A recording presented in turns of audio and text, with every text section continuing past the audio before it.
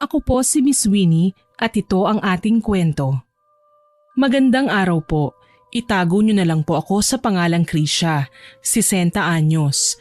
Ang kwentong ibabahagi ko po sa inyo ay nangyari noong dekada 90. Mga early 90s po. Bali 25 anyos lamang po ako noon. Nakapagtapos ako ng pag-aaral ng kursong commerce. Ito po kasi ang pinaka-in na kurso nung kapanahunan ko. Ibig sabihin, ito po ang pinaka-in-demand sa lahat ng naghahanap ng trabaho. Mabilis ang pera kahit mahirap pong pasukin. Kailangan lang na madiskarte at matalino. Sa bangko po ako nagtatrabaho, kaso lang retirado na po ako ngayon. Hindi po tungkol sa akin ang kwentong ito. Ito ay karanasan ng aking ate Catherine at ng asawa niya na si Kuya Ivan. Maaga po kaming nawalan ng mga magulang. Sa murang edad, si ate na talaga ang nag-alaga sa akin.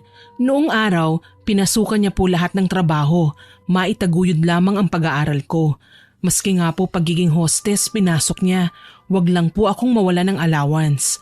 Kaya ginagawa ko po ang lahat para maibalik kay ate ang pagsasakripisyo at kabutihan niya sa akin.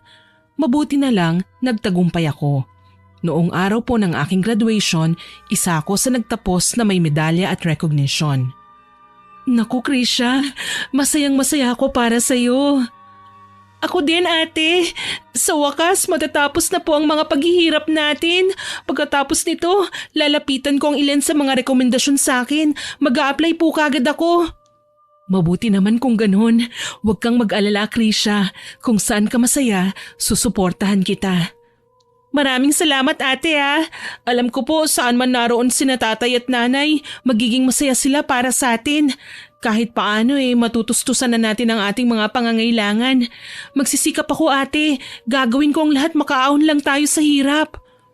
Oo naman, gagawin natin yan ng magkasama. Katuwang mo ko sa laban natin sa buhay kapatid ko. Lagi pong ganon ang usapan namin ni ate, puro masasaya at magaganda.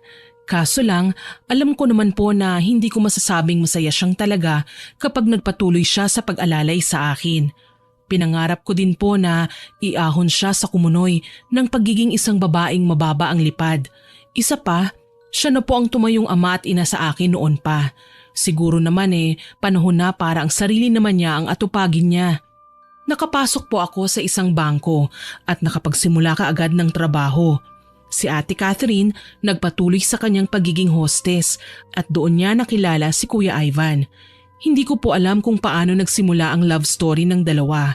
Ang alam ko lang, nagising ako isang araw na ipinakikilala na ni ate sa akin ang kanyang kasintahan. Gwapo po si Kuya Ivan, parang Kastila. Makinis ang kutis at mamula-mula. Kung itatabi nga kami sa kanya, magmumukha kaming alalay Pero iba po siya. Mabait si Kuya at mapagkumbaba. Walang kayabangang maririnig sa pananalita niya. Sana naman magkasundo kayo, Krisha. Mabait yang si Kuya Ivan mo. Palagi akong dinadalahan ng snack niyan sa trabaho Oo nga, Krisha. Pero mas magiging masaya sana ako kung hihinto ka na sa trabaho mo, Catherine. Ivan, napag-usapan na natin to, hindi ba? Tsaka na ako hihinto kapag steady na sa trabaho niya si Krisha. Napatango naman si Kuya Ivan sa tinuran ni ate. Kaso lang, kung ako po ang tatanungin ayoko na talagang bumalik pa siya sa trabahong yun. Mas pagbubutihin ko pa sa trabaho. Kaya nakumbinsi ko si Kuya Ivan na gawan po namin ang paraan para mapahinto siya. Nang saglit na umalis si ate, nagkausap kami ni Kuya Ivan. Mas mapapadali ang pagpapatigil ko sa kanya sa trabaho kung pakakasalan ko si Catherine. Kuya Ivan, teka lang. Hindi po ba kakikilala niyo pa lang sa isa't isa? Hindi po birong bagay ang kasal, kuya. Kailangan po itong pinag-iisipan. Alam ko, kaso lang hindi ko na talaga ma-imagine ang sarili ko na hindi ko siya kasama Hindi po ako nakaimik sa sinabi ni kuya. Mukhang nahuhulog na nga sila sa isa't isa, kaya naman sino ba ako para kontrahin sila? Naganap kaagad ang kasal at naging mag-asawa silang dalawa. Si Kuya Ivan naman, araw-araw umaalis para magtrabaho. Nagulat nga po ako Anak mayaman pala si Kuya Ivan. May sarili siyang kumpanya na pinatatakbo at may mga tauhan. Sa isang iglap, nagbago po ang buhay ni ate. Damay na din po ako doon. Hindi rin naman kasi nila ako iniwan sa dati naming bahay eh. Kasama po akong lumipat sa tahanan na pinasadya pa ni Kuya Ivan sa amin. Sana magustuhan niyo ang bahay natin, Krisha. Check mo na ang kwarto mo. May mga pinamili ko dun sa'yo. Naku, kuya, kahit nga sa sala nga lang ako mahiga ayos na sa akin. Maraming salamat po sa pagiging galante sa amin ha. Ang dami ko namang natatanggap na regalo. Ayos lang yung Krisha. Mula nang pinakasalan ko ang ate mo, naging kapatid na din kita. Kaya hayaan mong ibigay ko din sa'yo ang lahat ng pangangailangan mo. Natawa si Ate Catherine nang marinig ang aming pinag-uusapan. Love, tama na yan. Baka mamaya ay masanay si Krisha sa mga binibigay mo. Hayaan mo na, love. Para naman talaga sa kanya mga yan eh. Alam mo naman na wala akong kapatid. Sa katauhan man lang niya, maranasan ko ang pakiramdam na tinatawag na kuya. Sa loob ng 1 taon nilang pagsasama, hindi po sila nagkaanak ng aking kapatid. Umabot ang pagkaburyong ni ate at minsan tinataon niyang aalis siya kapag wala naman si Kuya Ivan sa bahay. Iba't ibang lalaki ang napapansin kong sinasamahan niya. Halos hindi ko na nga mabilang. Kung minsan, nagsusumbong sa akin ng mga kakilala namin sa dating tinitirhan. Kung naghiwalay na raw ba si ate at ang asawa niya. Dahil sa 1 linggo, hindi lang 3 kundi aabot pa sa 5 lalaki ang kanyang nakakasama. Napangalanan na nga siyang Kalad Karen dahil sa reputasyon niyang yun. Kaso lang, hindi pa din po nadala si ate. Talagang naghahanap siya ng paraan na magawa pa ang mga bagay na kinatatakutan kong malaman ni kuya. Pagtakpan mo na lang ako sa kuya mo ha kapag hinanap niya ako. Ate naman, bakit hindi ka na lang magpaalam ng maayos kay kuya? Pumapayag naman yun sa tuwing aalis ka. Oo nga, kaso lang ang dami niyang tanong. Kung saan daw ako pupunta, sinong kasama ko, anong oras ako uuwi, nakakairita na. Napaatras na lang ako nang pagtaasan pa ako noon ni ate ng boses. Hindi siya dating ganoon. Simula nang bigyan siya ni Kuya Ivan ng sariling kotse, hindi na pumirmi si ate sa bahay. Minsan tuloy, naaawa na po ako kay kuya. Darating siya ng maaga dahil nga anniversary nila. May tangan siyang bulaklak at regalo para sa kanyang pinakamamahal na asawa. Krisha, nasaan ang ate mo? Kuya, umalis po siya eh. Saan daw nagpunta? Gabi na. Sakto naman po na may humintong kotse sa labas ng bahay kaya sabay pa kaming napasilip ni kuya sa bintana. Lumabas mula sa hindi kilalang kotse si ate. Sabay lumabas din sa driver's seat ang nagmamaneho ritong lalaki. Bago pa man kami makapag-react, nabigla po kami nang makitang naghalikan ng 2 sa aming harapan. Hindi man nila kami nakikita, alam kong mali ang ginawa ni ate. May kinakalantari siya. Ako na mismo ang gumawa ng paraan na mahinto ang 2, lalo na at nakita ko si Kuya Ivan na natulala habang namumuo ang luha sa kanyang mga mata. Pabalya kong binuksan ang pinto na ikinagulat ng 2 nagtutukaan. Krisha, ikaw lang pala. Huwag kang magtaka kung ibang naghatid sa akin na kotse ha. Nasiraan kasi ako eh. Ako lang po ito ate. Bakit para kang nagulat? Akala mo ba si kuya na ako? Krisha, huwag kang ang ganyan. Sinamaan ko siya ng tingin sabay lingon sa lalaking kasama niya. Mas matangkad po siya kay Kuya Ivan pero halatang walang respeto. Sa totoo lang, nagalit po ako kay ate. Hindi man lang niya inisip ang mararamdaman ni kuya. Oras na makita ang pinaggagawa niya. Binigay ni kuya sa kanyang lahat pero hindi pa rin siya makontento. Sino siya ate? Tumikhim ang lalaki at hindi hinintay na magsalita si Ate Catherine. Siya pa ang nag-abot ng kamay niya sa akin na hindi ko tinanggap. Ako nga pala si Jemuel, Krisha. Kaibigan ng ate mo. Pagkakakong natawa, hindi po ako makapaniwala na magagawa pang makipagkaibigan ni ate sa lalaki kahit na may asawa na siya. Hindi naman po ko inosente sa mga ganitong usapin. Alam ko kung anong klaseng pakikipagkaibigan ang tinutukoy niya. At hindi ito kaaya-aya. Bastos man kung matatawag pero marahas kong hinila si ate papasok sa bahay niya. Ako ang nahihiya sa ginawa niya. Kung tutuusin, napakabuti po ni Kuya Ivan sa amin. Halos lahat ay ibinigay na niya. Iniahon pa niya kami sa kadukhaan. Ganon din ba kahirap ang maging matapat? Mabagsik kong nilingon si Jemuel na noon ay tila ba naaaliw pa sa aking naging reaksyon. Kung paghatid kay ate ang dahilan kaya ka nandito, salamat na lang po. Pero hindi siya makikipagkaibigan sa inyo. May asawa na po ang ate ko. Sana naman wag na po kayong makisawsaw. Umalis ka na. Krisha! Hayaan mo na, Kath. Okay lang. Actually, nakukyutan pa nga ako riyan sa kapatid mo eh. Wala po akong panahon makipaglokohan. Pwede bang umalis ka na? Alam ko naging harsh po ako ng mga sandaling yon. Pero alam ko po talaga may ginawa si ate. Hindi kasi siya makatingin sa akin ng maayos Para po siyang nagigilty na hindi ko maintindihan. Pagpasok namin sa bahay, ako pa ang pinagalitan niya. Krisha, bakit naman ganun ka magsalita? Nakakahiya kay Jemuel. Bakit ate? Kailangan po ba maging nice ako sa kanya? Oo, dapat lang. Naririnig mo ba yung sinasabi mo? Nakakahiya ka ate. May asawa ka ng tao. Pakinggan mo naman sana yan naghuhumiyaw mong konsensya.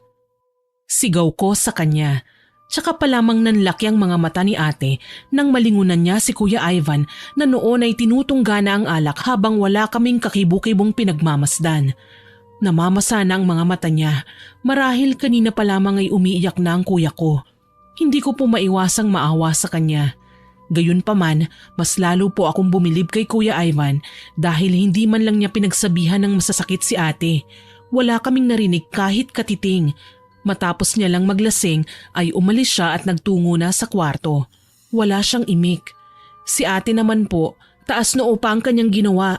Hindi ko nga alam kung anong nakain niya at bigla siyang nag-iba. Hindi naman siya dating ganyan. Matatakutin ang ate ko na gumawa ng mga bagay na makakasakit sa iba.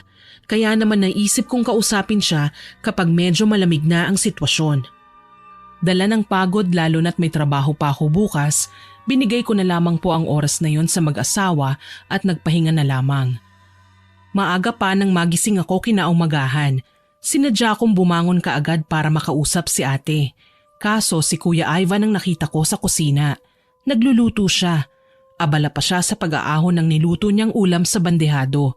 Ang mas nakakagulat pa, binati niya ako. Bunso, gising ka na pala. Halika na, kumain ka muna bago pumasok. Masarap ang niluto kong sinigang. Maaga ako sa palengke kanina Aniya, tipid akong ngumiti tsaka tinignan ng bowl. Umuusok na sinigang na hipon ang naroon kaya natakam ako.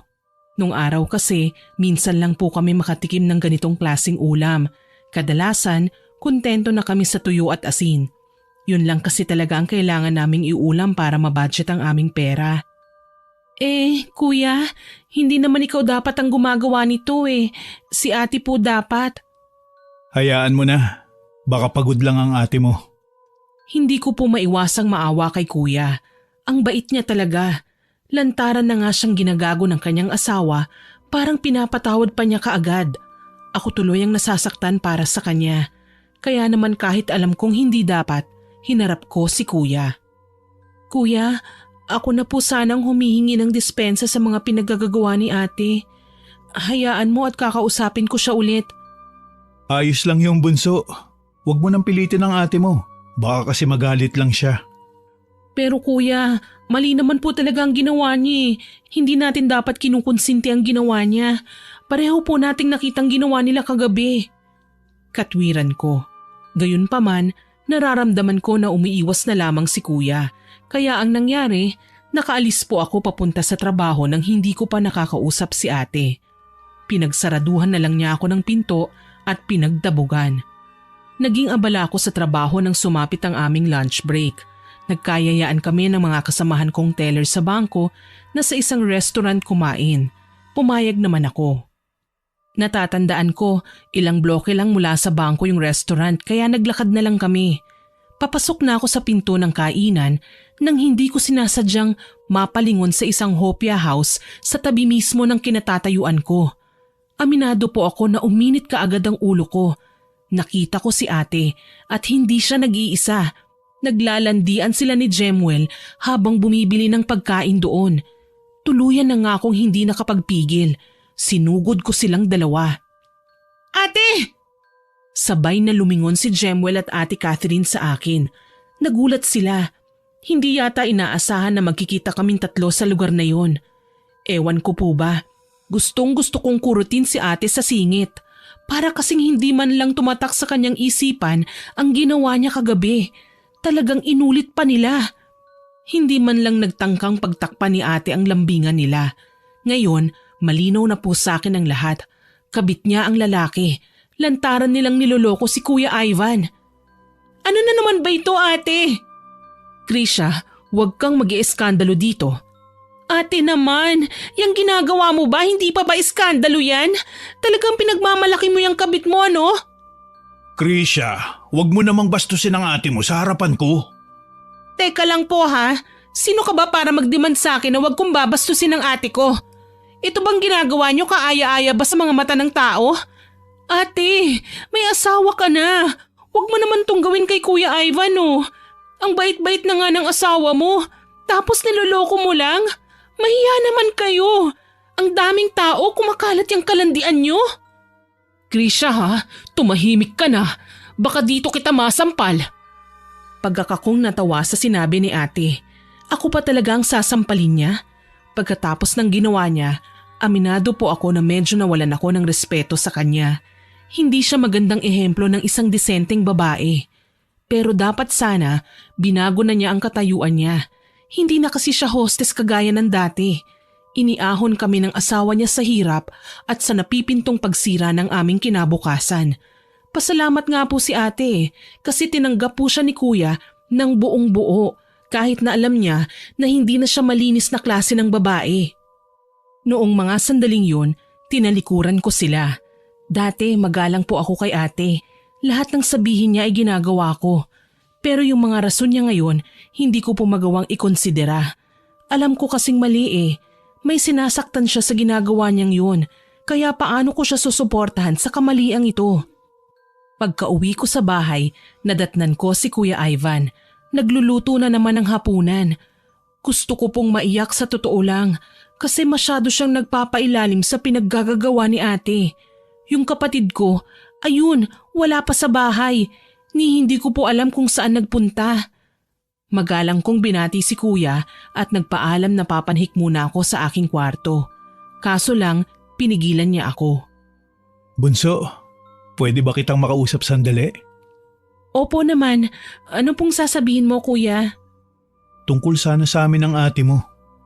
Tumango ako at naupo sa upuang nasa mesang kainan. Naghihintay ako ng sasabihin niya hanggang sa huminga si kuya ng malalim. Maya-maya, natatawa na nababalisa. Nararamdaman kong medyo nag-aalangan siya. Pero kung ano man ang sasabihin niya, pwede ko naman naintindihin. May kasalanan ng ate ko eh. Kaya alam ko na wala kaming karapatang mag-inarte. Kaso lang, hindi ko inaasahan na iba pala ang isasalaysay niya sa akin. Naikwento na ba sa'yo ni Catherine kung paano kami nagkakilala? Tanong niya sa akin. Umiling ako dahil wala namang naikwento sa akin si ate. Basta noong ipinakilala niya si Kuya Ivan sa akin, magkasintahan na sila. Tsaka dati nang magaan ng loob ko kay kuya, kaya wala na akong nakamamatay na tanong tungkol sa pagkatao niya. Isa pa, nakilala na din naman namin ang mga magulang niya eh. Kaso lang, simula nang maikasal sila, hindi na po namin nakita ulit ang kanyang mga magulang. Hindi po kuya eh. Paano nga po pala kayo nagkakilala? Iniligtas ko ang ate mo mula sa customer niyang balak siyang ibugaw sa mga sindikato. Ano? Seryoso ka ba kuya? Bakit hindi ko alam yan? Ayaw niya nang malaman mo. Baka raw mag-alala ka. Graduating ka noon. Ayaw niya magkaroon ka ng maraming distractions.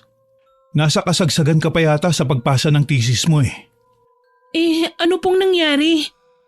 Naging magkaibigan kami ng ate mo. Bukod pa dun, nagkakilala kami sa hindi inaasahang sitwasyon. Gulat na gulat po ako nang may ipagtapat si kuya tungkol sa tunay niyang pagkatao. Hindi ko po alam kung maniniwala po kayo. Pero sinabi niya sa akin na isa raw siyang aswang.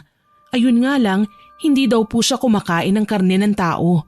Natawa pa nga ako kasi may pagkasinauna pang panahon noon. Hindi naman ako naniniwala sa mga aswang. Hindi kasi ako nakakakita noon. Kaso lang, pinatunayan ito sa akin ni kuya. Literal talaga na napangangako. Kuya, ano pong reaksyon ni ate tungkol dito? Natakot siya, pero hindi ko siya sinindak. Sa halip, gumawa ako ng paraan para mapaamo siya. Naging malapit daw sila ni ate hanggang sa ipagtapat niya na may gusto siya sa kanya. Tumawa lang daw noon si ate. Sinabihan pa siya na baka nanloloko lang siya dahil nga hindi na noon maayos na nakakatulog ang kapatid ko. Halos hindi na siya makapagpakita ng maayos sa bar na kanyang pinagtataguan dahil inaabangan na siya ng mga customer niyang umaasa ng higit pa sa isang gabi mula sa kanya. Maliban pa doon, may iilang babae rin na nakaabang palagi sa kanya dahil sinisikmatan siya sa ginagawa niyang pagwasak sa pamilya nila. Pinakahuli nga ay ang tungkol sa isang lalaking negosyanteng na humaling sa kanya na nais na manghiwalayan ng asawa. Balita ko, nagpakamatay ang may bahay dahil pinapili niya ang mister kung sino ang pipiliin. Ngunit sikat daw ang gusto niya. At matagal na po itong inilihim sa akin ni ate. Wala man lang siyang sinabi. Ayaw niya nang mag-alala ka pa. Kaya daw naisip ni kuya na solusyonan ang problema ni ate. Inalok niya si ate ng kasal. Hindi pa man niya ako nakikilala. Pinagtawanan siya ni ate Catherine at sinabing baka hindi raw ako sang-ayon sa desisyon nila. Kaya nagpasya si ate na ipakilala sa akin si Kuya Ivan. Pinagmasdan lang talaga ni Kat ang magiging reaksyon mo sakali man na malaman mong may kasintahan na siya. At natuwa kang araw. Mas lalo kong naging masaya dahil ikaw na mismo ang kumausap sa akin na iiwas na natin ang ate mo sa bar. Kaya ako na-suggest na pakasalan siya. Pero mahal niyo naman po ang isa't isa, hindi ba kuya? Oo naman. Hindi ko kayang sukatin ang laki ng pagmamahal ko sa kanya. Pero one-sided love lang yun, Krisha. Sinusubukan lang ng ate mo. Hindi ko nga rin maintindihan kung bakit pumayag pa siya sa ganitong setup. Gayong alam niyang habang buhay siyang matatali sa akin. Bago kami ikinasal, ipinaliwanag sa kanya ni mama at papa na sagrado sa aming lahi ang salitang kasal. Tipong kahit kamatayan, hindi kami mapaghihiwalay sa isa't isa. Kaya nang humingi siya ng anak sa akin, nag-alangan ako dahil sa pinagmulan kong lahi, Krisha. Dahil aswang ka kuya? Sinabi mo naman hindi po ba na karne lang ng hayop ang kinakain mo? Pwede nating i-develop yun kuya o maghanap tayo ng paraan para wag din maging aswang ang magiging pamangkin ko. Umiling si kuya. Ayaw din niya na mas lalong masira ang relasyon nila ni ate. Alam naman daw niya na kahit baliktarin pa ang mundo, makukuha pa din ng magiging anak nila ang dugong nananalaytay sa kanyang ugat, ang dugong pagkaaswang. Noong mga sandaling yun, hindi ko po alam kung paano niya po namamanage na kontrolin ang pagkaaswang niya. Never ko pong nakitang nag-anyong demonyong bayaw ko o kung ano paman. Gayunpaman, medyo naiintindihan ko na ang dahilan kung bakit nagkalamat ang relasyon nila. Kung ako ang huhusga, mali pa din si ate. Nagalit siya dahil ayaw siyang lahian ni kuya. Sa side naman ni kuya, kapakanan pa rin ni ate ang iniisip niya. So wala sanang dapat rason si ate na dumihan ang kasagraduhan ng pagsasama nila.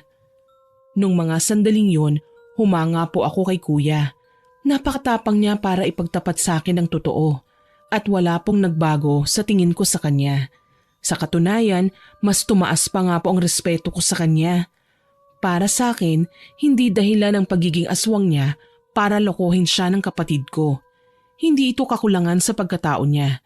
Lalo na bilang tao, wala po tayong karapatan na husgahan ng kahit na sino. Pagkatapos po ng pag-uusap naming yon, mas lalong gumaan ang loob ko kay kuya. Kaya naman muli kong kinausap si ate. Ate, nakikiusap ako.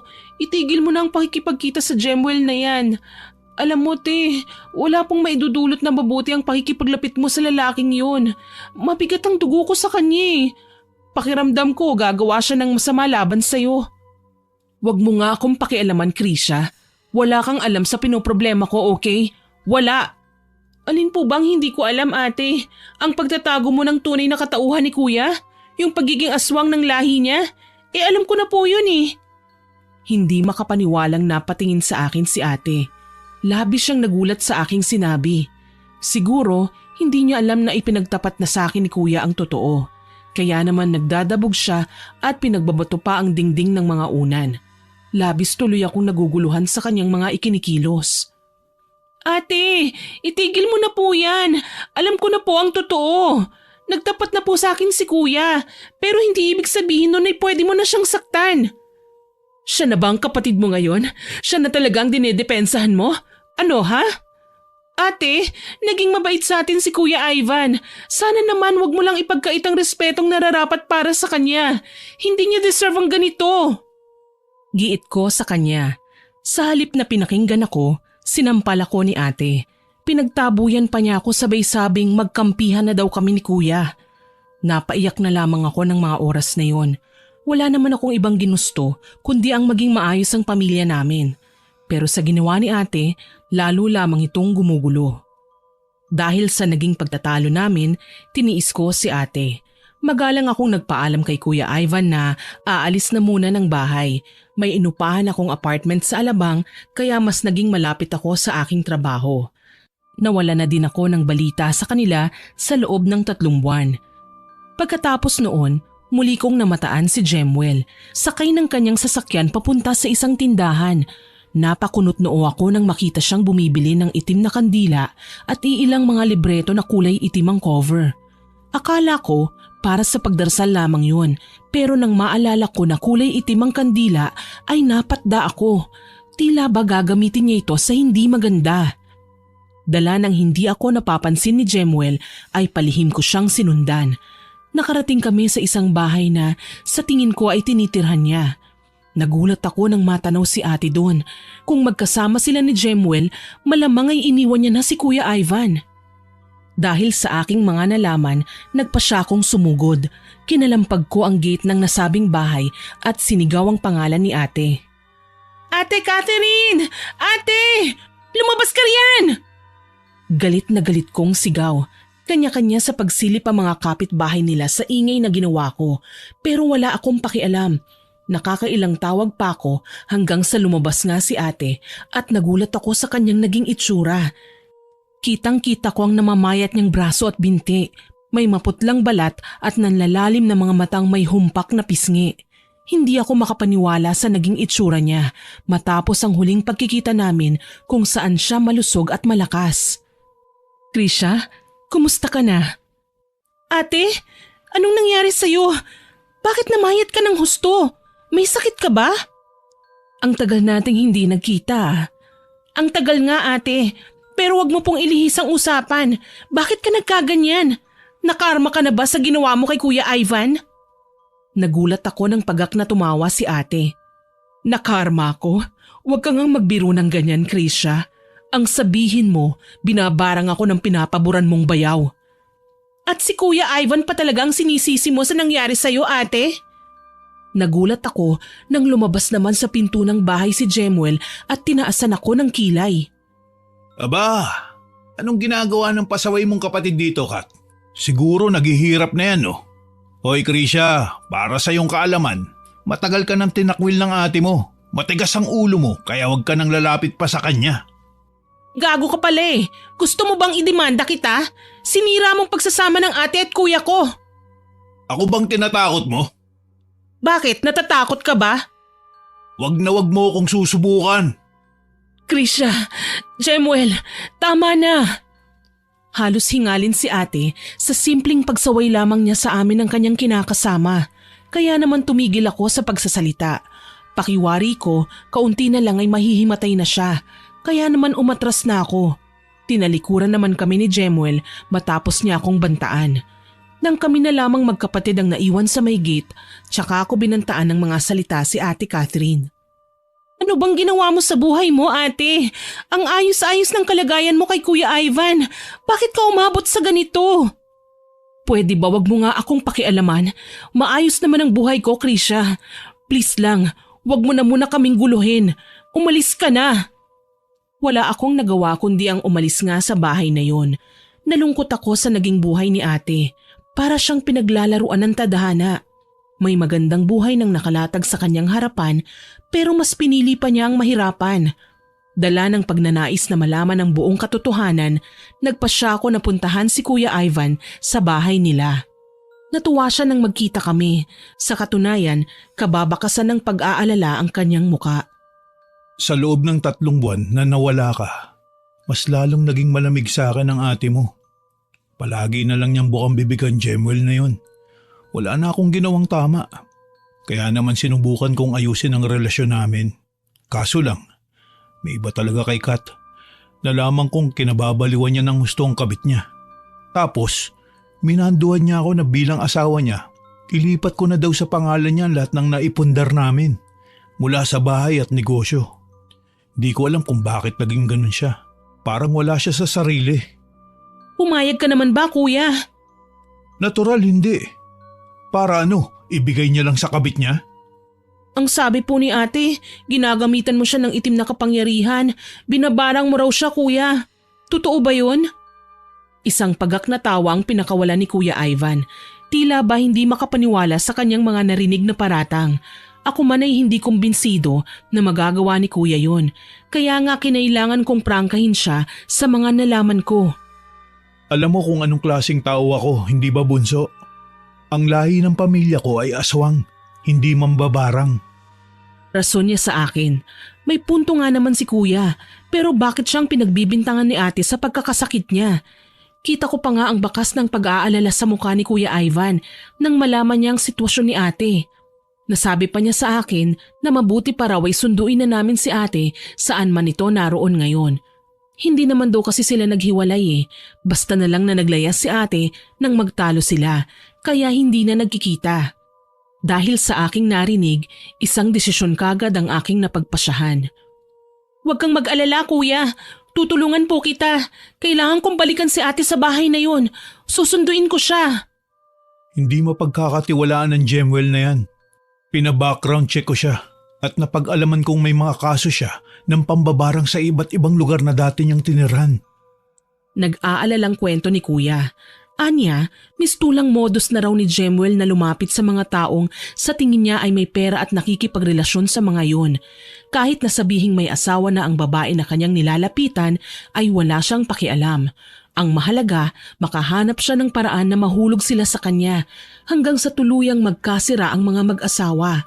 Sasamantalahin niya ang kahinaan ng babae na kalaunan ay sasama sa kanya. Pero ang diskarte doon, si Gemwell mismo ang pipilit sa kanila na asikasuhin ang papeles ng mga ari-arian ng pamilya. Kasabay nitong mangyayari ang biglaang pagkakasakit ng babae. Kapag naayos ng lahat, tsaka pa lamang mamamatay ang babae at maaangkin na yun ni Gemwell ang tunay na pakay niya hanggang sa makahanap na naman siya ng panibagong biktima. Kinikilabutan ako sa kanyang sinabi, lalo na at nakita ko ang sitwasyon ni ate sa bahay na yun. Kuya, mukhang ginagawa na nga ni Gemwell ang mga bagay na yan. Nang magkita kami ni ate, namayat na siya, maputla at sakitin. Diyos ko, nakuha na ba niya ang mga kailangan niya kay ate? Noong sinabi ko kay Kat na may mga properties akong ipapangalan sa kanya, hindi siya pumayag. Ang laki na raw ng damage niya na nagawa niya sa buhay ko. Kaya siya daw mismo nawalan na ng karapatan sa mga yon. Nagigilty siya. Kaya hindi niya tinanggap ang mga binibigay ko sa kanya. Pagkatapos nun, naglayas na siya. Hindi na kami nagkita hanggang sa may ibalita ka nga sa akin, bunso. Kala siguro ni ate, makikinabang siya sa kung anong meron si Gemwell. Ang hindi niya alam, ginagamit lang siya para mas mapalaki ang kayamanang meron ng manlulokong lalaking yun. Kailangan natin siyang bawiin, bunso. Sigurado mapapahamak lang siya kay Gemwell. Kahit ano pa ang sabihin niya. Nalungkot ako sa mga sinabi ni kuya. Ang totoo niyan, siya naman talaga ang pinakakawawa sa aming lahat Kasi nga, ilang beses nang nagkasala sa kanya si ate, pinapatawad pa rin niya. Binibigyan pa niya ng pagkakataon, tinatanggap ng bukal sa loob. Ni hindi ko man lang siya nakitang nagwala o nagalit. Kuya, ako na po ang humihingi ng pasensya sa lahat ng mga nagawa ni ate ha. Hindi ko po alam kung bakit siya nagbubulag-bulagan Pero alam ko pong balang araw, mapagtatanto niyang mali ang kanyang ginawa. Wala akong karapatang magdemand, bunso. May iba kasi kong katauhan. Hindi ako kompleto kahit pa ipagmalaki ko na pilit ako nagbabago. Sa pagkakataong ito, niyakap ko si kuya. Ngayon ko napag-alaman na hindi nga naman basihan kung ano ang katauhan ng isang tao pagdating sa pagmamahal. Lahat ay pwedeng umibig at irespeto. Lahat pwedeng ipagmalaki. Kung may lahing aswang man ang pamilya niya, okay lang kasi wala naman silang ginagawa para makapanakit ng ibang tao. At sa pag-usad sa makabagong henerasyon, nakikita ko naman na binabago ng kanilang lipi ang mga nakasanayan noon hanggang sa naniniwala ako na mapagtatagumpayan nilang lahat yun. Babalik din sila sa normal. Isinagawa namin kaagad ang plano para kunin si ate. Ilang beses kong minatsyaga ng bahay ni Jemuel at napagtanto ko na araw-araw siyang umaalis. Hindi ko alam kung saan siya pumupunta. Ang alam ko lang, naiiwang mag-isa si ate. Sa unang 2 araw ay nakikita ko pa siya na iika-ikang inihahatid si Jemuel palabas ng bahay. Nakikita ko naman sa lalaki ang panlalamig ng pakikitungo niya kay ate. Walang ya siya talaga. Sakali mang may mangyari sa ate ko, hindi ko siya mapapatawad. Naalerto ko nang makita kong umalis na nga ng tuluyan ang sinasakyan ni Jemuel. Sinamantala ko ang pagkakataong yun para lapitan ng bahay at muling makausap si ate. Ilang katok lang ang ginawa ko at pinagbuksan na niya ako kaagad. Nagulat ako nang magkaharap kami ng aking ate. Hindi ako makapaniwala sa naging itsura niya. Mas lalo pa siyang lumala kesa nung una. Diyos ko, ate! Ano nang nangyayari sa'yo? Krisha, hindi ka na dapat bumalik dito. Mapapahamak ka lang. Krisha naman Huwag mo na akong bigyan ng problema, please. Ate, pina-background check namin yung kabit mo. Ate, may mga nalaman akong hindi mo pa natutuklasan. Papatayin ka lang ng lalaking yan. Hindi niya ako papatayin. Buntis ako, Krisha. Ano? Nagpabuntis ka sa demonyong yun? Ganyan ka na ba talaga kadesperada? Nagimbal ang buong pagkatao ko nang sampalin ako ni ate. Pakiramdam ko, lahat ng pag-asang gusto kong ibahagi sa kanya ay natapon. Literal na naglaho. Paglingon ko sa aking kausap, nakita ko ang kabiglaanan sa kanyang muka. Mukhang hindi niya din inaasahan na masasaktan niya ako. Pero ayun na, nagawa na niya. Gusto ko na sanang umatras at layuan siya. Pero kapatid ko si ate, hindi ko siya pwedeng pabayaan. Hinawakan ko siya sa palapulsuhan. Hindi ka na pwedeng magtagal sa bahay ng demonyong yan, ate. Papatayin ka nga niya. Wag, Krisha. Maawa ka naman sa akin. Hawak niya ang buong buhay ko at nang pinagbubuntis ko. Baka kung anong gawin niya sa amin. Ate, gumising ka nga. Hindi siya Diyos para katakutan mo ng ganyan. Ang nakamulatan lang nating Panginoon ang may karapatan sa buhay natin. Wala kang dapat katakutan. Marami kami natutulong sa'yo. Nagulat ako nang magpumigla si Ate Catherine. Nakipaghilahan siya sa akin ng kamay. Hindi mo kasi ako naiintindihan Sa nagawa ko kay Ivan, wala na akong mukhang maihaharap sa kanya. Naging masama akong asawa. Pinag-usapan na po namin ito, ate. Siya mismo ang nakiusap sa akin na gawin ang bagay na ito. Nagpatuloy kami sa pagtatalo hanggang sa isang sasakyan naman ang huminto sa aming harapan at lumabas mula doon si Kuya Ivan. Umiiyak na niyakap si ate. Hindi ko alam kung ano ang nararamdaman nilang dalawa ngayon. Pagsisisi, awa, pagkamis, siguro halo-halo na. Hindi na kasi nakapalag si ate nang alalayan siya ni kuya at pasakayin sa kotse niya. Tama na, love. Sa bahay na tayo mag-uusap. Huwag ka mag-alala. Tutulungan ka namin. Ivan naman Humagulgol si ate sa aming harapan. Alam kong napakarami niyang gustong sabihin sa amin, ngunit dala ng kanyang kalagayan ay mabilis siyang nanghina. Naisakay kaagad siya sa kotse at minuestrahan ako ni kuya na umalis na kaagad kami. Nagkanya-kanya na lamang kami sa pagmamaneho noon ng dala naming kotse at dumiretso sa aking apartment. Kumuha ko ng iilang gamit. Tutal magkasukat lang naman kami ni ate. Tsaka iniwan ko ang aking sasakyan at sumakay sa kotse ni kuya kung saan lulan si ate. Hindi kami dumiretso sa bahay nila gaya ng inaasahan. Naisip kasi ni kuya na malamang daw ay susunod doon si Jemuel oras na malaman niyang tinangay namin si ate. Simulat sa pool, ngayon pa lang ako nakatagpo ng mga taong makikipagpatayan, maangkin lamang nila ang ate ko. Sa isang probinsya kami bumiyahe at hinanap ang isang kakilala ni Kuya Ivan. Habang nagmamaneho, kinausap ako ni kuya. Tulog si ate noon na labis din naming pinagpapasalamat. Alam mo ba, bunso? Ang tungkol lang sa pinagmulan naming lahi ang nalalaman kong talaga. Pero ni minsan hindi pa ako nakakauwi sa aming bayan. Talaga kuya? Bakit naman po? Nung nabubuhay pa kasi ang aking mga lolo at lola, mahigpit sila sa pagtanggap ng bisita. May mga batas sila na pinasusunod sa lahat ng nasasakupan nila. Yung mga ninuno namin ang tumatayong leader ng aming lahi. Kaya ginagawa at sinusunod ito ng lahat. Bawat isa sa amin, may takdang panahon para umuwi. Pero hindi kami dapat na nag-iisa. Kailangan may isama kaming alay. Anong alay, kuya? Ang ibig mo po bang sabihin, kuya, iaalay mo kami kaya mo kami isinama ni ate? Hintakot at natataranta kong tanong sa kanya. Sa labis kong pagkagulat, natawa si kuya, umiiling-iling. Hindi, sabi ko nga, hindi ba dati yun noong nabubuhay pa ang mga abuelo ko? Pero iba na ngayon. Ang aking mga magulang nang namamahala at tinanggal niya ang kaugalian na yun. Kaya naisip kong dalhin na kayo dun para hingan ng tulong sina mama at papa sa kung ano ang pwedeng gawin para mapagaling ang ate mo. Naku kuya, hindi ko alam kung ano po ang magiging reaksyon po nila pag nakita nila kami doon. Huwag kang mag-alala. Naipaalam ko na sa kanila sa pamamagitan ng sulat ang balak natin pagpunta sa probinsya. Tumango na lamang ako at nanahimik. Mabait naman si kuya. Siguro naman hindi niya kami ipapahamak doon. Sana lang talaga hindi naging mali ang aking desisyon na isama si ate sa lugar ng kanyang asawa. Baka lang kasi isahang bagsak ang paghihiganti niya. Kaso lang lahat ng masamang isiping yun ay naglaho nang dumating kami sa kanilang tahanan.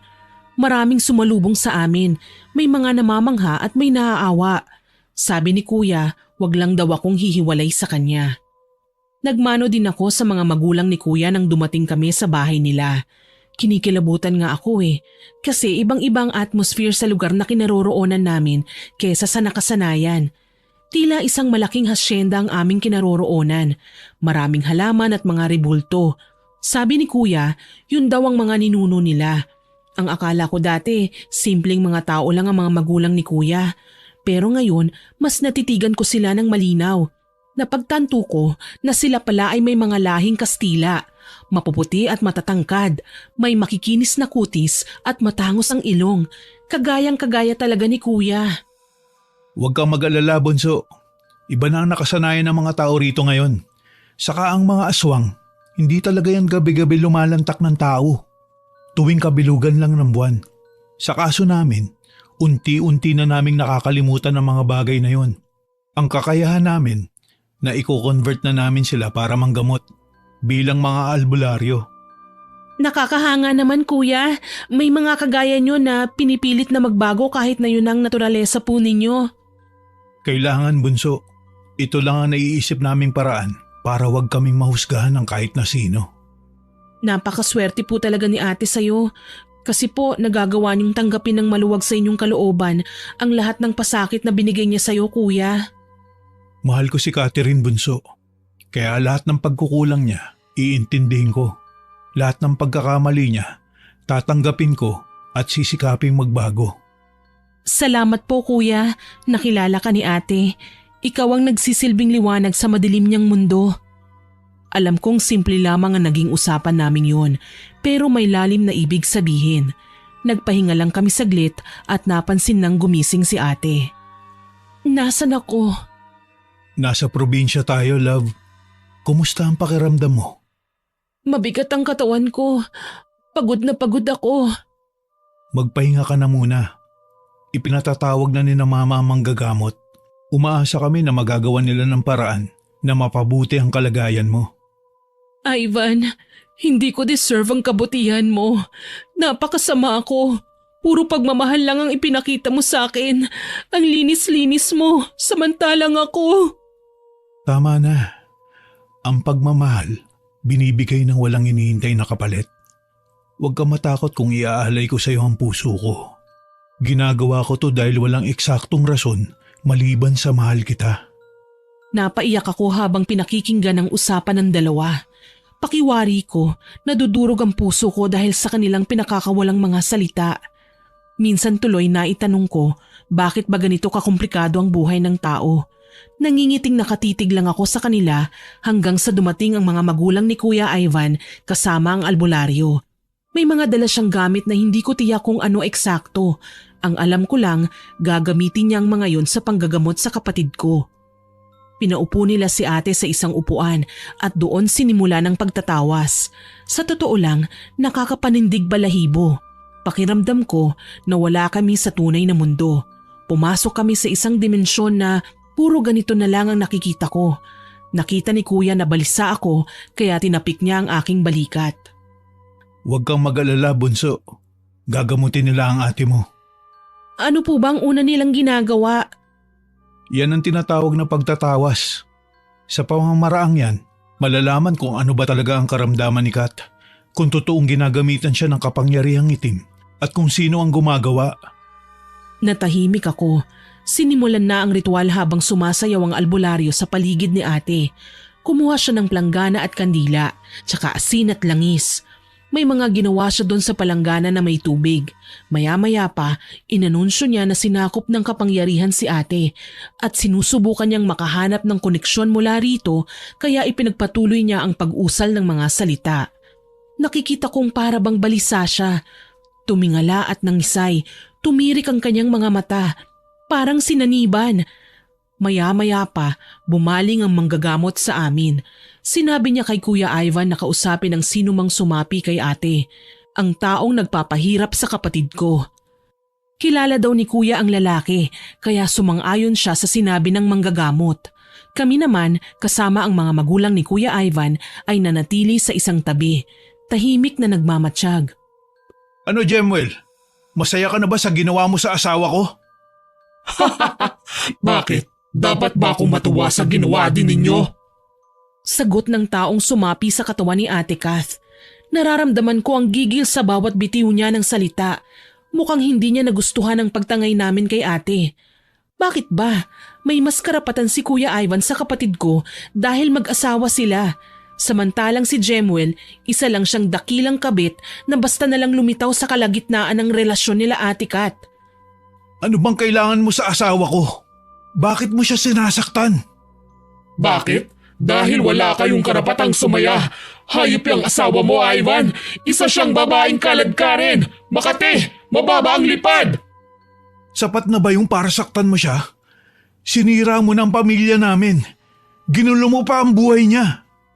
Nauna niyang sinira ang pamilya ko. Nagpakamatay ang nanay ko dahil sa malanding babae na yan. Nalugmok kami sa hirap. Kaya gusto kong bumante. Gusto kong bawiin ang lahat ng kinuha niya sa akin. Kaso lang, hindi ko akalaing maaakit niya rin ako. Sa ganoong paraan ko ginustong gumanti sa kanya. Ang sirain din ng pamilya niya. Napaiyak ako nang marinig ang mga sinabi ni Jemuel. Hindi ko akalaing may koneksyon na siya kay ate noon pa. Una pa nga silang magkakilala kaysa ni Kuya Ivan. Sa madaling salita, siya pala ang anak ng ginang na nagpakamatay na iniwan ng asawa. Kasalukuyang nakakulong ngayon ang lalaki nang magkaroon ng malaking utang sa isang kilalang personalidad nang malulung siya sa sugal. Naiwan si Jemuel na mag-isa at lugmok sa hirap. Kaya pinlano niya ng maigi ang gagawing paghihiganti. Sinubukan niya muna sa ibang kanyang kakayahan na tanging naiwang pamana ng kanyang ina. Nang maperpekto niya na ito, tsaka niya nilapitan si Ate Catherine. Hindi na nagsalita noon ang ate ko dahil napapaungol na lamang siya habang hinahampas ng buntot pagi ang kanyang braso. Ayun lang daw ang paraan para mapalayas ang lalaking sumapi, para muling magkamalay si ate. Kagaya nga ng inaasahan, umiiyak siyang lumingon sa amin. Pagod na ako, Ivan. Bunso, hindi ko na kaya. Gusto ko nang mawala. Malinaw na sa akin ang lahat, love. May kasalanan din tayo sa kanya. Hayaan mo, ayusin natin to. Gagawin natin ang lahat, gumaling ka lang. Buntis na ako sa kanya. Handa ako magpakama sa dinadala mo. Gagawin natin ang lahat para maging masaya. Hindi ka ba nakakaintindi, Ivan? Makasalanan ako. Wala ako ni katiting na pag-asa para magbago. Akala mo lang yun. Nandito ako, magtutulungan tayo. Tumalikod ako at pinahid ang luha sa aking mga mata. Hindi ko sila kayang pagmasdan. Kung tutuusin, si ate ang dapat sisihin dito. Pero may parte ng pagkatao ko ang bumubulong na sinasabing wag kong sisihin ang sarili kong kapatid. Desperada na kami dati. Ayaw ni ate na huminto ako sa pag-aaral. Sabi niya, gagawin niyang lahat para lang makapagtapos ako. At ginawa nga niya, kahit ang kapalit noon ay ang kabiguan ng iba. Ipinaalam ng manggagamot na kailangan na daw munang magpahinga si ate. May pinainom siyang herbal kung saan lilitaw daw ang apektadong parte ng katawan ni ate kung saan sinimulan siyang pahirapan. Napag-alaman din namin na 3 buwan na pala siyang buntis. Hayaan mo po ate, ako ang magbabantay sa'yo. Salitan kami ni Kuya Ivan ha? Ang trabaho mo. Naka-leave po ako ate, mga 1 buwan, tapos babalik ako sa trabaho pagkatapos nun. Huwag kang mag-alala, love. Nandito naman ako. Babantayan kita palagi. Patawarin mo ko, Ivan. Sana mapatawad mo ko. Ang laki ng kasalanan ko sa'yo. Pakisabi kina mama at papa, patawarin nila ako. Muli na namang bumaha ang luha sa pagitan naming 3. Alam ko naman na gusto nang magbago ni ate. Yung sakit niya lang talaga ang nagsisilbing hadlang. Ganito naman talaga ang tao Tsaka lang mapagtatantong mali ang nagawa kapag nagdurusa na.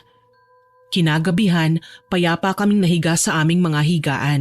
Sina kuya at ate nagtabi sa kama. Ako naman ay nasa kabilang kwarto lang. Ayaw akong dalawin ng antok. Iniisip ko kung ano ang mangyayari pagkatapos nito. Pabaling-baling lang ako sa higaan hanggang sa makarinig ako ng mga kaluskos mula sa kabilang kwarto. Para sa akin, imposible naman na may ibang kasama sina ate at kuya dahil alam kong natutulog na sa mga oras na yon ang kanyang mga magulang. Nagpasya akong bumangon para silipin kung sino nga ba yun. Nang sa pagbukas ko ng pinto, may natanaw akong itim na aninong papalabas naman ng kanilang kwarto. Gimbal na sinundan ko ng tingin ang nilalang na yon sa nanlalaki kong mga mata. Maya-maya lang parang hangin na naglaho ang malaking anino sa terrace. Saglit akong natulala at hindi nakapagsalita. Kung ano man ang ibig sabihin nun, ang paligid lamang ang nakakaalam. Muli akong naalarma nang marinig ang ingay ng pagduduwal ni ate sa kabilang kwarto. Kaya agaran akong napasunod. Naabutan ko si ate na nagsusuka habang si Kuya Ivan naman ay panay ang paghaplos sa likod niya. Nagliwanag ang mukha ni Kuya Ivan nang dumating ako. Bunso, pakidala naman dito ng planggana Sige po kuya. Dali-dali akong nagpunta sa banyo at kinuha ang palangganang kulay puti.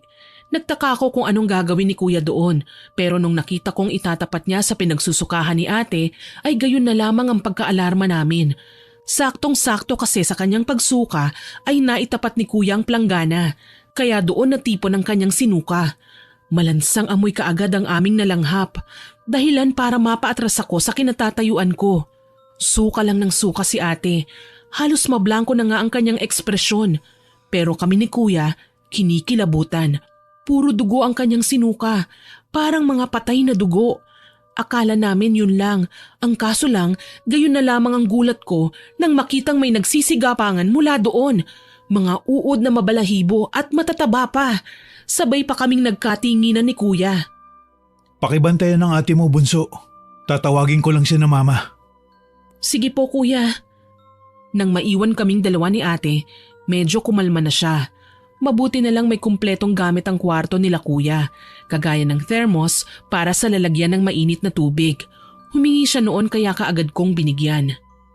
Ate, anong nararamdaman mo? Masama, Krisha. Parang hinahalukay ang tiyan ko. Huwag kang mag-alala ate, parating na sina kuya. Tumangulang si ate at nahiga, kaya inalalayan ko siya. Sa totoo lang, tarantang-taranta na ako noon. Gusto ko na nga siyang isugod sa ospital Kaso lang dumating ang kanyang mga biyenan kasama ang albularyo. Sinuri pa ang sinuka niya, inamoy-amoy. Maya-maya pa, lumingon ang manggagamot sa amin. Inutusan niya ako na ililis ang damit ng ate ko. Kailangan daw niyang makita ang pusod. Ginawa ko naman ang sinabi niya. Gayon na lang ang gulat ko nang makitang may bagay sa kanyang pusod na tila ba nakakonekta sa loob ng kanyang katawan. May maniwala man sa akin o wala, pero kitang-kita ko, tinubuan ng mga ugat ng halaman ng kanyang pusod kung saan ang pagkabuhay marahil ng halaman ay nasa loob ng kanyang katawan. Nakalitaw ang dulo ng mga ugat na yon na sinubukan kong bunutin, ngunit sinigawan ako ng albularyo. Kapag ginawa ko raw yun ay mamamatay si ate. Napahagulgol ako sa labis na pandidiri at takot. Hindi ko akalaing makakakita ng ganong klaseng bagay. Ipinaalam pa sa amin na ang mga uod na sinuka niya ay hindi basta uod, kundi mga mabalahibong higad mula sa punong pinamumugaran ng maraming higad. Gustong-gusto kong sugurin si Jemuel ng mga sandaling yun, para bang nakikinit ako siya sa diwa ko na humahalakhak at tuwang-tuwa sa ginawa niya sa ate ko. Inayos naman ni Kuya ang panggamot ng albularyo. Lahat ng klaseng halamang gamot na pwede nilang malakap ay kanilang tinipon para makagawa ng gamot. Sa paglipas ng mga araw, palala ng palala ang sitwasyon ni ate. Ang dating mahubog at malindog niyang katawan ay naging butot balat na lamang. Mas lalo siyang naging maputla. Tipong pati gilagid niya ay nakikita na kapag ngumingisi. Ang mga mata niya halos lumuwa na sa panlalalim. Ate, kumusta ka? Ayos lang ako. Huwag mong kakamutin yung leeg mo mamaya magsugat na naman yan. Wika ko sa kanya habang tinitingnan ang kanyang leeg na sinisimulan na naman niya sa pagkalmot. Sabi ng albularyo, hindi raw talaga maiiwasan ng mga ang buong katawan ni ate, lalo na dahil higad ang ginamit na pambabarang sa kanya. Ipagdasal na lang daw namin na wag nang humantong sa mas nakakatakot pang paraan ang pagkakasakit ng ate ko. Si Ivan. Nandito ako, love. Miss mo na ako kaagad, ano? Ngumisi lang si ate na sa totoo ay sobrang creepy ng tingnan. Para siyang buhay na bangkay.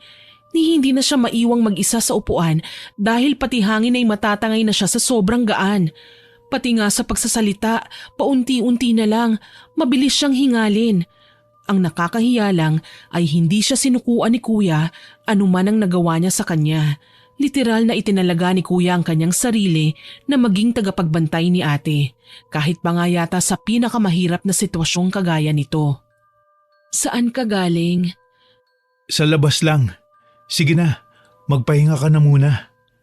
Matutulog muna ako Iniwan namin si ate sa kwarto para makapagpahinga. Ewan ko ba, nasasanay na din ako sa probinsya. Sariwa ang hangin, magalang ang mga tao at palaging nag-aalala. Hindi nga lang ang lahat. Lalo na at may naikwento sa akin si Kuya na labis kong ikinataranta. Munti ka na ako mapaaway kanina, bunso. Ha? Bakit naman po, Kuya? Nagpunta kanina mga pinsan ni Mama. Ang sabi, dadalaw daw kay Kat. Pero naramdaman ni na Papa na may iba silang sadya. Kaya prinangka sila ni Mama. Ipinipilit ang gusto nila. Ano pong gusto nila? Hihiramin daw ang ate mo. Mga walang yaang mga taong yun. Hindi na kami aswang kagaya ng dati. Pero hindi ibig sabihin na niyakap naming lahat ang panibagong kaugalian namin. May mga kaanak kaming nananatili sa dati naming katauhan at nasa sa kanilang paniniwala pa rin na kapag may nagkakasakit sa isang bahay, hiramin na lang daw para pagsaluhan. Siyempre nagalit si Mama. Anak niya na si Kat. Mas lalo na ako, kaya tinaboy ko na sila. Nakakatakot naman po yan, Kuya. Akala ko po wala nang aswang sa lugar niyo. Dito sa loob ng bahay, makakaasa kang wala na talaga. Pero sa labas, hindi kami makakasiguro. Kaya nga sabi ko sa'yo, kapag lalabas ka, kailangan may kasama ka, hindi ba? Tumango ako bilang pagsang-ayon kay Kuya.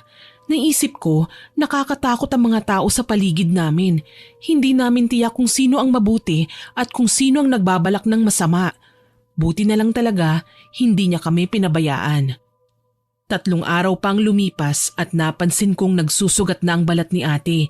Hindi na siya maawat sa pagkamot ng kanyang mga sugat. Akala ko dati, sa kwento, mga libro at palabas lang nakikita ang mga mambabarang. Hindi ko akalaing totoo pala silang nag-i-exist. At kung tutuusin, mas mabagsik pa sila kaysa sa paglalarawan na makikita ko sa mga palabas. Kay laki ng naging epekto nito sa katawan ni ate. Ate naman, hindi ba sinabi ko na sa'yo na itigil mo na ang pagkamot? Tignan mo, nagdurugo na. Makate. Ate naman wala tayong gamot para dyan. Gusto mo ba buhusan ko ng alkohol yan? Ayaw, masakit. Natatawa na naluluha akong nakatingin kay ate. Ibang-iba na siyang manalita ngayon. Para na din siyang bata. Naapektuhan na din ang kanyang utak sa kung anumang nangyari sa katawan niya ngayon. Bukod kasi sa albularyo, may pinagkakatiwala ang doktor ang pamilya ni kuya na pumupunta-punta din para i-check ang kalagayan ni ate at ng sanggol na dinadala niya. Ang laki na nga ng nagagastos nila pero parang wala lang yon sa kanila. Isang araw, namataan kong nag-uusap sina kuya at ang kanyang mga magulang. Iling ng iling si kuya, para bang hindi siya sang-ayon sa kung ano man ang ipinapakiusap ng mga magulang sa kanya. Pagkatapos nilang mag-usap, iniwan sila ni kuya kaya sinalubong ko siya. Kuya, nag-aaway po ba kayo ng mga magulang mo? Hindi naman, bunso. Bakit mo naman yun nasabi? Nakita ko po kasi kayo parang hindi po maganda ang mga reaksyon niyo. Nangangamba na raw kasi sila sa ate mo na baka mas lumala ang sitwasyon. May isa pa naman daw paraan para gumaling ang ate mo sa lahat ng sakit niya. Ano? Paano kuya? Yang gawin siya. Siyempre hindi ako pumayag. Madadamay ang sanggol sa sinapupunan niya. Ako nga pinipilit na magbago para maging tao. Tapos gagawin nilang aswang ang ate mo. Mas lalong magiging miserable ang buhay niya kapag nangyari yun. Napatango ako sa sinabi ni kuya. Tama naman siya Hindi solusyon ang gawing yanggaw si ate para gumaling. Lalala lang ang sitwasyon niya. Baka mamaya makapanakit siya ng iba kahit sabihing epektibo ang paraang yun. Nag-aalala ko kasi malapit nang matapos ang vacation leave ko. Kailangan ko nang bumalik ng Maynila. Gayunpaman, napagkasunduan namin ni Kuya Ivan na palagi niya akong babalitaan sa mga nangyayari kay ate. Ako naman, hahanap ng paraan para madiin si Jemuel sa kasamaan niya. Sigurado naman kasi ako na may mga magagamit ako laban sa mambabarang na yun. Kinahapunan, dinalaw ko si ate sa kanyang kwarto. Nakahiga lang siya. Halos mata na lang ang pinagagalaw niya. Ang amoy niya, malansa na naaagnas. Kahit alkohol, hindi kayang patayin ang amoy. Parang mas kumakalat pa ito kaya kapag lumalapit ako sa kanya, naka-face mask na lang ako. Halos nagnanaknak na sa nana ang kanyang mga sugat. Nilalangaw na din ang ilan sa mga yon na hindi niya na magawang itaboy papalayo. Napaiyak ako sa isiping pinagdurusa talaga ng todo ni Jemuel ang ate ko. Pumikit ako at saglit na umusal ng panalangin. Alam kong maraming magagalit at mapapataas ang kilay sa ginawa ko. Pero noong sandali na yun na nagdarasal ako, naisip kong sana kunin na ng Panginoon ang ate ko. Kesa naman maging aswang siya kagaya ng plano ng mga biyanan niya. O di naman kaya magdusa pa siya ng husto. Ako na kasi ang nahihirapan sa sitwasyon niya Ate? Bunso, patawarin mo si ate Ate, kahit ano pang nagawa mo, mahal pa rin kita. Kung napapagod ka na, pahinga ka na ate Ayokong magdusa ka pa. Kung talagang aalis ka na, huwag ka nang magdalawang isip pa. Magiging okay din kami. Nakita ko nang hinaplos ni ate ang kanyang tiyan. Napaiyak ako nang makita ang umbok na yon na tila ba ayaw na ding tumubo pa. Parang nakikidalamhati din ang kawawang sanggol sa kanyang sinapupunan sa posibleng sapitin ng kanyang nanay. Maya-maya, ngumiti sa akin si ate. Pwede ko ba siyang isama? Ate, gusto kong isama ang aking munting anghel. Tukoy niya sa sanggol sa kanyang tiyan. Mas lalong nanginig ako sa kaiiyak. Sobrang sakit at bigat ng nararamdaman ko. Hindi ko na makayanan. Pero nakikita ko ang pakiusap ni ate. Gusto niya ng kasama. Noong mga panahong yun, wala pang kahit na anong aparatong pwedeng bumuhay ng 4 na buwang sanggol kahit na ilabas na ito sa tiyan ng kanyang ina. Sobrang liit pa ng sanggol. Hindi pa siya fully developed. Pero nakikita ko ang pagpapahalaga sa mga mata ng kapatid ko. Masakit man, mabagal akong tumango.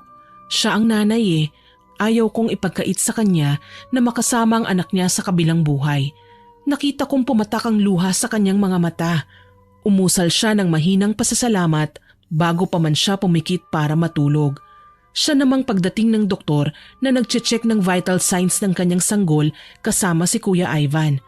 Umiling-iling siya matapos lapitan si ate. Dok, ano nangyari? Bakit daw kuya? Kabado ko namang tanong. Napansin kong parang may tubig na inihagi sa ilalim ng kama ni ate. Basang-basa kasi doon at malansa. Ipinaalam ng doktor na sumabog na daw ang panubigan niya. Ibig sabihin, hindi na kumapit pa ang sanggol sa kanyang sinapupunan. Nagulat kaming lahat nang magwala si kuya. Pinaghahagis niya ang lahat ng bagay na madampot niya. Ako naman, nakayuko lang ng mga sandaling yun. Hindi na ako nagulat pa. Nauna nang ipinagpaalam ni ate na isasama niya ang kanyang anak. Ang hindi ko napaghandaan ay nang i-anunsyo ng doktor na maging si ate ay pumanaw na. Dali-dali akong lumapit sa kinahihigaan niya. Halos hindi ako makahinga nang makita ang pagkatanggal noong makakapal na mga ugat sa pusod ni ate. May naglalabasang maliliit na insekto doon na labis kong ikinagulat. Mga bubuyog. Diyos ko! Bunso, wala na ang ate mo. Iniwan na tayo ng ate mo. Ate! Humingi ng paumanhin sa amin ng doktor dahil sa pagpanaw ni ate. Hindi na ako nagsalita pa. Pero si kuya, kinuwelyuhan pa niya ang doktor.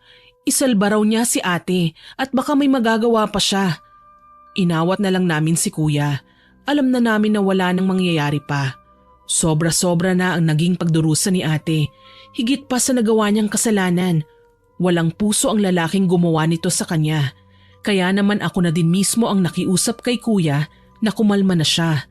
Mabuti na lang tumahimik din ang kuya Ivan.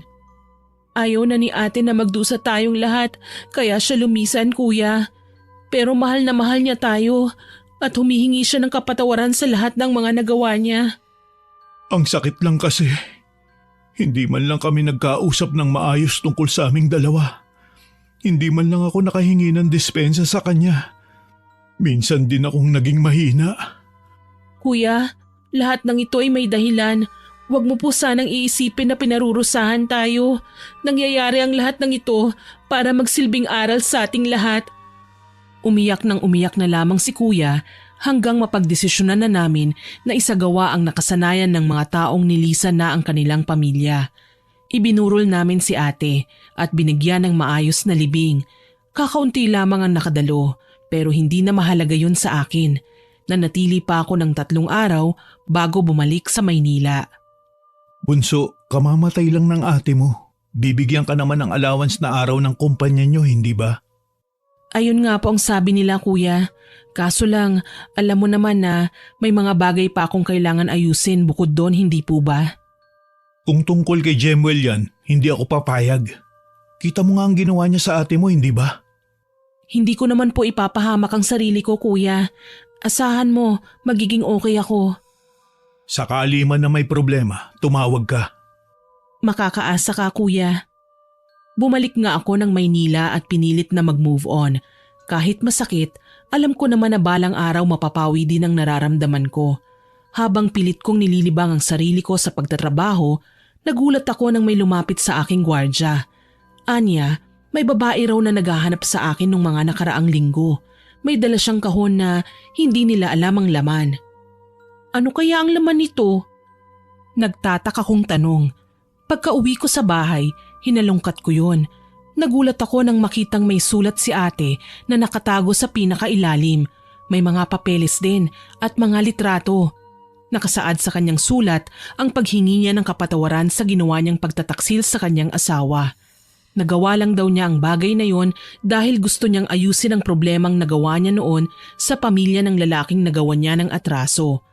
Kaso lang daw, natuklasan niyang hindi inosente si Jemuel. Ang kanyang ina ay hindi raw totoong nagpakamatay. Ginawa lamang nila yon ng magpapamilya bilang modus para magkapera. Kunwari lalapit sa mga babaeng bayaran ng kanilang ama. Magwawala naman ang kanyang ina at kunwari magpapakamatay. Tapos si Jemuel naman daw ang gaganti. Ang paraan nila ng pagganti, iba-blackmail ang mga taong nagkasala di umano sa kanila. Kinausap ko si kuya tungkol sa aking natuklasan at dali-dali siyang lumuwas ng Maynila. Kung ganun, namatay ang ate mo na sinisisi ang kanyang sarili sa nangyari. Pero planado pala ang lahat ng yun. Halang daw ang kaluluwa ng mag-anak na yan, kuya. Marami na silang naloko. Naalala mo po ba yung coaching binigay mo kay ate? Yun ang unang kinuha ni Jemuel sa kanya. Ang masama pa doon, gumagawa pala ng mga peking dokumento si Jemuel para maging posible ang kanilang panloloko. Kaya pala hindi mahiwalayan ni Kat ang lalaking yun. Tinakot siya na ilalabas sa mga peking kontratang nagsasaad na malalagay sa pangalan niya ang mga ari-arian ko. bilang kabayaran sa krimen na nagawa niya. At nagawa nga ni ate na manatili dahil sa guilt ng pagkamatay ng nanay ni Jemuel na peke lang din pala. Kagaya ng mga papeles na ipinakita niya kay ate na peke rin. Galit na galit kong saad. Tapos ngayong natuklasan ni ate ang ginawa ni Jemuel, binarang niya si ate para hindi na makapagsalita. Kaso lang kahit wala na si ate, matibay pa din ang statement niya na isinulat sa papel, lalo na't personal handwriting niya yon at may pirma pa.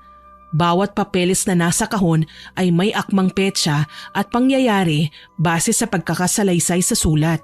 Nabuhayan kami ng loob dahil ang buong akala namin kababalaghan ng kalaban namin laban sa hustisya. Pero ngayon may katibayan kami at sisiguraduhin namin na makukulong si Jemuel. Noon din, lumapit kami sa otoridad para ipakita ang mga ebidensya para masampahan ang kaso si Jemuel. Kinasuhan siya ng falsification of documents at marami pang iba. Sa dami ng kasong kahaharapin niya, mahihirapan siyang makalaban at kung suswertihin pa, mapipilitang lumabas ang nanay niyang nagpapanggap na patay na. Samantalang ang ama niyang nakakulong na ay madadagdagan ang kakaharaping kaso. Hindi kami pumayag na hindi makaharap ang lalaki. Mabuti na lang, mabilis ang mga pulis at nadakip nila si Jemuel na nagtitirik daw ng kandila sa isang malaking puno ng aratilis sa likod ng bahay nila. Nakaposas na iniharap sa amin ng lalaki dahilan para magawaran ko siya ng isang malutong na sampal. Hayop ka! Manloloko ka! Pinatay mo ang ate ko! Uy, patay na siya? Magandang balita yan ah! Sapok naman ang pinakawalan ni Kuya Ivan na nagpadugo sa bibig ni Jemuel. Dinuro niya ang lalaki na kahit inawat na kami ng pulis ay hindi talaga nagpapigil. Hayop ka!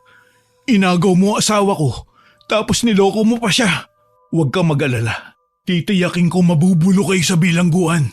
Pati nanay mo ipakukulong ko. Nanlaki ang mga mata ni Jemuel pero hindi na siya nakasagot pa.